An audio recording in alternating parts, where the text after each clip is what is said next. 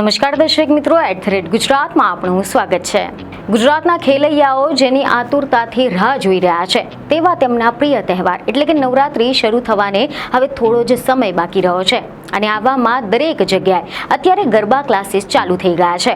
પરંતુ હવે આ ગરબા ક્લાસીસ સામે પાટીદાર સમાજને વાંધો પડ્યો છે। જી હા, એવા સમાચાર મળી રહ્યા છે કે મોરબીમાં દાંડિયા ક્લાસીસ વિરુદ્ધ પાટીદાર સમાજ દ્વારા એક મોટું આંદોલન શરૂ કરવામાં આવ્યું છે। આંદોલનના ભાગરૂપે મોટી સંખ્યામાં પાટીદાર સમાજના લોકોની હાજરીમાં એક જનક્રાંતિ સભાનું આયોજન કરવામાં આવ્યું હતું। જી હા, એવા સમાચાર મળી રહ્યા છે કે આ સભામાં પાટીદાર સમાજના મોટી સંખ્યામાં લોકો ઉમટી પડ્યા હતા। સમાજના આગેવાનો, ઉદ્યોગપતિઓ અને રાજકારણીઓ સહિત તમામ વર્ગના લોકોએ આ સભામાં હાજરી આપી હતી।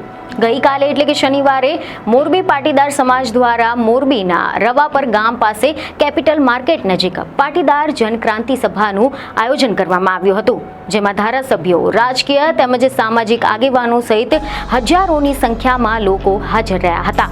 તમને જણાવી દઈએ કે મોરબીમાં ચાલતા ડિસ્કો દાંડિયા ક્લાસીસમાં ચાલતા દૂષણોને ડામવા માટે સંકલ્પ કરવામાં આવ્યો હતો। આ વિશે જો હવે આપણે ડિટેલમાં વાત કરીએ તેવા રિપોર્ટ મળી રહ્યા છે કે ગરબા ક્લાસીસના સામે અન્ય પ્રવૃત્તિઓ થતી હોવાના અને આવારા તત્વો યુવતીઓને ફસાવતા હોવાના આક્ષેપ થઈ રહ્યા હતા। એટલું જ નહીં, પરંતુ પરંપરાગત ગરબા છોડીને ફિલ્મી ગીતોના આધારે ગરબા કેવી રીતે હોઈ શકે, મૂળ પ્રાચીન ગરબાઓ ભૂલીને ભારતીય પરંપરા ખોવાઈ રહી હોવાની પણ ચર્ચાઓ શરૂ થઈ ગઈ હતી। ત્યારે હવે આ મુદ્દે મોરબીમાં પાટીદાર સમાજે આ ખાનગી ગરબા ક્લાસીસ સામે બાયો ચડાવી છે અને આવા ક્લાસીસ બંધ કરવાની માંગ કરવામાં આવી છે। પાટીદાર જનક્રાંતિ સભા થકી ખાનગી ગરબા ક્લાસીસનો વિરોધ કરવામાં આવ્યો હતો। જો કે ગરબા ક્લાસીસમાં જતા લોકો અને ક્લાસીસના સંચાલકોએ આ નિર્ણય સામે સખત વિરોધ નોંધાવ્યો હતો। એવા સમાચાર સામે આવ્યા છે કે પાટીદાર અગ્રણી મનોજ પનારાની આગેવાની હેઠળ ગઈકાલે એટલે કે શનિવારે રાત્રે 8:30 વાગે રવાપર ચોકડી ખાતે એક પાટીદાર જનક્રાંતિ સભાનું આયોજન કરવામાં આવ્યું હતું અને આ સભામાં સામાજિક અને રાજકીય આગેવાનો ખાસ ઉપસ્થિત રહીને ડિસ્કો દાંડિયા કલ્ચર અને ગરબા ક્લાસીસના દૂષણનો વિરોધ કર્યો હતો। આ સભાનો મુખ્ય હેતુ સમાજમાં સામાજિક જાગૃતિ લાવવાનો તેમજ દીકરીઓને આવા તત્વોથી બચાવવાનો છે।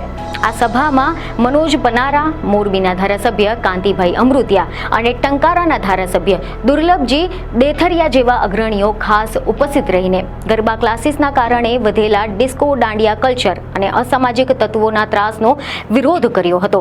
આ વિરોધનો મુખ્ય ઉદ્દેશ સમાજની દીકરીઓને સુરક્ષા પૂરી પાડવાનો હતો અને આની સાથે જ પરંપરાગત ગરબાની ગરિમા જાળવવાનો છે। આ અંગે મનોજ પનારાએ આ સભાનો ઉદ્દેશ સ્પષ્ટ કરતા મીડિયા સમક્ષ તેમને કેટલીક જાણકારી આપી હતી, જેમાં તેમણે જણાવ્યું કે આ આયોજન સમાજમાં જનજાગૃતિ લાવવા માટે કરવામાં આવ્યું છે। ડિસ્કો દાંડિયા કલ્ચરે પરંપરાની ઘોર ખોદી નાખી છે અને આવા કલ્ચરનો વિરોધ કરવો એ જરૂરી છે। મનોજ પનારાએ તો આ મુદ્દાને દીકરીઓની સુરક્ષા સાથે જોડીને વધુ ભાર આપ્યો હતો। તેમણે કહ્યું કે ક્લાસીસની આડમાં અનેક ગેરપ્રવૃત્તિઓ ચાલી રહી છે અને કેટલાક ટપોરીઓ દીકરીઓને પરેશાન કરે છે। તેમણે ચિંતા વ્યક્ત કરતા તેમણે એમ જણાવ્યું હતું કે અસામાજિક તત્વો દીકરીઓની જિંદગી બરબાદ કરી નાખે છે અને આવા કિસ્સાઓના અનેક ઉદાહરણો પણ સામે આવી ચૂક્યા છે। તો આ સિવાય આ સભાના આયોજન પાછળના કારણોને સમર્થન આપતા અન્ય પાટીદાર નેતાઓ પણ મેદાને આવ્યા છે। એવી ખબરો મળી રહી છે કે અલ્પેશ કથિરિયાએ આ અંગે એમ જણાવ્યું હતું કે ગરબાના ટ્રેનર વ્યવસ્થિત હોવા જોઈએ અને ગરબા ક્લાસીસની આડમાં ગેરપ્રવૃત્તિઓ થઈ રહી છે। આ સિવાય આ મુદ્દે ગીતા પટેલે પણ આ દૂષણ પર ચિંતા વ્યક્ત કરતા જણાવ્યું હતું કે ગરબા ક્લાસીસમાં અસામાજિક તત્વોનો ત્રાસ વધી ગયો છે।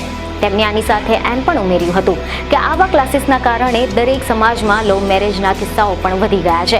તેમણે સ્પષ્ટ શબ્દોમાં કહ્યું કે આ ગરબા ક્લાસીસનું દૂષણ દૂર કરવું જોઈએ। તો બીજી તરફ એવી ખબરો છે કે પાટીદાર જનક્રાંતિ સભામાં કાંતિભાઈ અમૃતિયાએ પણ જાહેર મંચ પરથી ચેલેન્જ કરી હતી અને કહ્યું કે ક્યારે મારો વાંક હોય તો મારો ઝબ્બો ફાડી નાખજો। વર્ષો પહેલા લાંબા વાળના કારણે સીડી ઉતારવાનું કામ કર્યું હતું અને લાંબા વાળવાળાને પકડીને લીમડે બાંધી દેવામાં આવ્યો હતો અને સીડી પણ સળગાવી નાખવામાં આવી હતી। જો કે આ કયા સમાજની સીડી હતી તે મને ખબર નથી, મેં સીડી જોઈ નથી, એ દિલની વાત તમારી સામે કરું છું। તો બીજી તરફ કાનાભાઈએ 45 વર્ષના ઇતિહાસમાં કોઈનું પડાવ્યું પણ નથી। આની સાથે જ કાંતિ અમૃતિયાએ વધુમાં એમ પણ કહ્યું હતું કે દાદા એક જ છે, હનુમાન દાદા, બાકી કોઈને વાંધો નથી। હું બેઠો છું, કોઈના બાપની ત્રેવડ નથી। મોરબી વેપારીનું શહેર છે, ગોળ હોય તો કીડીઓ હોય અને આવી કીડીઓ આપણે પકડીને મારી નાખવાની છે. મરવા માટે તો બધાની મારી તૈયારી જ છે. ગોળીએથી મરવાનું છે કે દવાથી નહીં, પરંતુ કાળા ધંધા ચાલતા હોય તો અમને જાણ કરજો. જ્યાં પોલીસ ન આવે ત્યાં અમે આવીશું. અને અમે જાહેર જીવનમાં ભજન ગાવા નથી આવ્યા, લડવા માટે આવ્યા છે. તો બીજી તરફ સમાજના લોકોનું માનવું છે કે આવા ક્લાસીસ એ સામાજિક મૂલ્યો તેમજ પરંપરાઓને વિપરીત અને તેને બંધ કરવાની જરૂર છે. આંદોલનકારીઓએ સ્પષ્ટ કહ્યું છે કે જ્યાં સુધી તેમની માંગણીઓ સંતોષાશે નહીં ત્યાં સુધી તેમનું આ આંદોલન ચાલુ રહેશે. આ ઘટના દર્શાવે છે કે સામાજિક મુદ્દાઓ પર રાજકીય આગેવાનો પણ કેટલા સક્રિય થઈ ગયા હતા.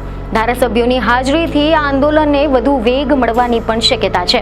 તો બીજી તરફ એવી ખબરો સામે આવી છે કે દાંડિયા ક્લાસીસના સંચાલક દ્વારા ઉદ્યોગકારોને સામાજિક તત્વો દર્શાવીને કલેક્ટર અને એસપીને આવેદનપત્ર પણ આપવામાં આવ્યું હતું, જેથી કરીને પાટીદાર સમાજમાં રોષ ફાટી નીકળ્યો હતો. મોરબી ડાન્સ ક્લાસીસના એસોસિએશનના પ્રમુખ સંજય વસાવાએ મીડિયા સમક્ષ કેટલીક જાણકારી આપી હતી. તેમણે જણાવ્યું કે દીકરીઓની સુરક્ષા માટે તેમને ક્યાંય કડવો અનુભવ થયો હશે તો મને તે દાંડિયા ક્લાસીસ નું નામ આપે એટલે અમે તે દાંડિયા ક્લાસીસ બંધ કરાવી દઈશું. પરંતુ કોઈ એકાદ દાંડિયા ક્લાસીસના કારણે બધા જ ક્લાસીસ બંધ કરાવવાનો જે નિર્ણય છે તે બળજબરીપૂર્વક યોગ્ય નથી. અને જો બંધ કરવામાં આવે તો પછી આખા જ ગુજરાતમાં બંધ કરવામાં આવે, ફક્ત મોરબી માટે અલગ નિયમ ન હોય. થોડા દિવસો અગાઉ પણ ઘણા બધા દાંડિયા ક્લાસીસમાં લોકો ક્લાસીસ બંધ કરાવવા માટે પહોંચ્યા હતા. તો આવું કરનારા આવારા તત્વો વિરુદ્ધ અમે રજૂઆત પણ કરી છે. આના માટે ચર્ચા કરવા માટે પણ તૈયાર છે. દીકરા દીકરીના ક્લાસ અલગ કરવાની વાત છે તો અમે પણ તેના માટે તૈયાર છે. પરંતુ તેની સામે મોરબીમાં જે નવરાત્રી થાય છે તે નવરાત્રીમાં પણ દીકરા અને દીકરી માટે અલગથી નવરાત્રીનું આયોજન કરવું જોઈએ. તો બીજી તરફ મોરબીથી ડિસ્કો દાંડિયા ક્લાસીસ બંધ કરવા માટેનો શંખનાદ પાટીદાર સમાજ દ્વારા જે રીતે કરવામાં આવ્યો છે તે મેસેજ સમગ્ર ગુજરાતની અંદર એમ જાય છે કે અનેક દીકરીઓની જિંદગી બરબાદ થતી બચી જાય અને અનેક પરિવારો બરબાદ થતા બચી જાય. જો કે પાટીદાર જનક્રાંતિ સભામાં ખાસ મુદ્દો વ્યાજખોરોનો પણ ઉઠ્યો હતો.